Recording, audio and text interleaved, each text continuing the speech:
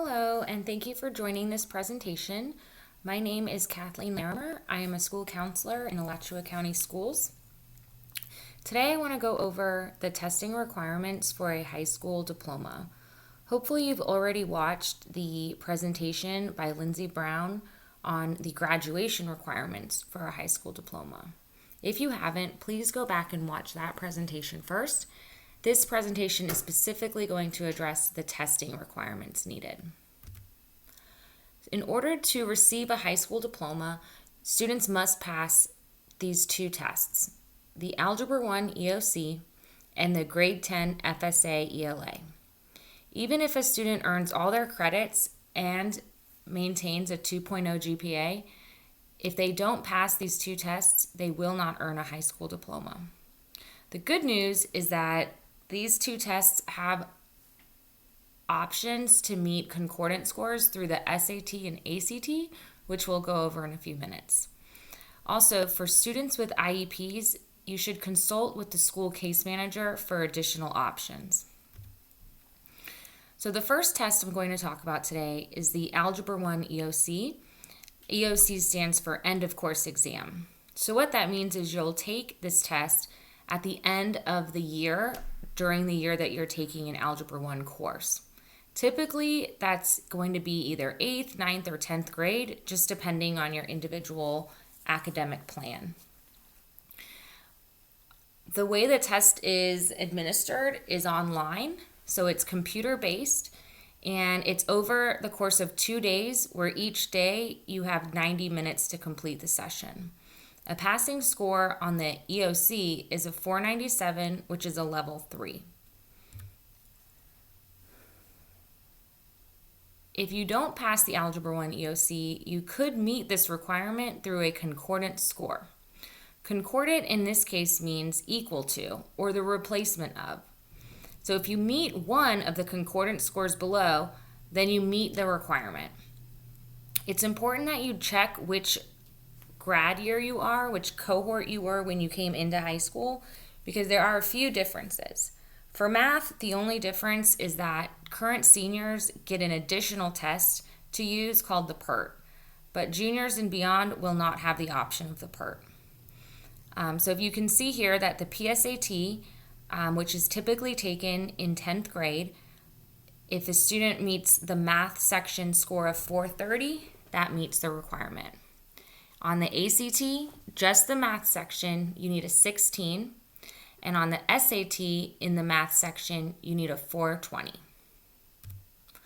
Let's move on to the Grade 10 FSA ELA. This stands for Florida State Assessment in English Language Arts. Students usually take this test at the end of their 10th grade year. They're tested in writing, which is on 1 day over 120 minutes. And then also in reading comprehension, which is a 2-day test over 90 minutes each day. A passing score on this test is a 350, which is considered a level 3, which is on grade level. And this test is also administered on the computer. If you don't meet that score on the ELA, you can meet the requirement through one of the following concordant scores. Seniors, which is the class of 2021, has the option of meeting this requirement with a score of 19 on the reading section on the ACT, as well as the option to have an average of an 18 with the 2 sections reading and English on the ACT.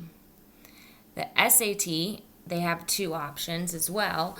The evidence-based reading and writing needs a score of 430 or a sub-score of 24 in the reading section. Now on the right, you can see that the class of 2022 and beyond have different requirements. So if you are a junior, sophomore, or 9th grader, or even an incoming high school student, at this time, these are the scores you will need to meet. For the ACT, an average score with the reading and English sections of an 18, or an evidence-based reading and writing score of 480 on the SAT. A few other tests to keep in mind that are not necessarily required to graduate, but do impact your graduation requirements are state EOCs. So we talked about how the Algebra 1 EOC is required to pass, but we did not talk about how that impacts your course grade. So the following EOCs do count as 30% of the overall course grade: biology, Algebra 1, geometry, Algebra 2, and U.S. history. It looks like Algebra 2, currently the EOC has been dismissed. Another great thing about end of course exams is there's this program in the state of Florida called Credit Acceleration. That means that if you pass one of these EOCs with a score of 3 or higher, you actually can earn credit for the course. So even if you didn't pass the course or you never took the course, but you took the test and earned a level 3 or higher, you can earn credit. Thank you for joining, and I hope this information was helpful to you.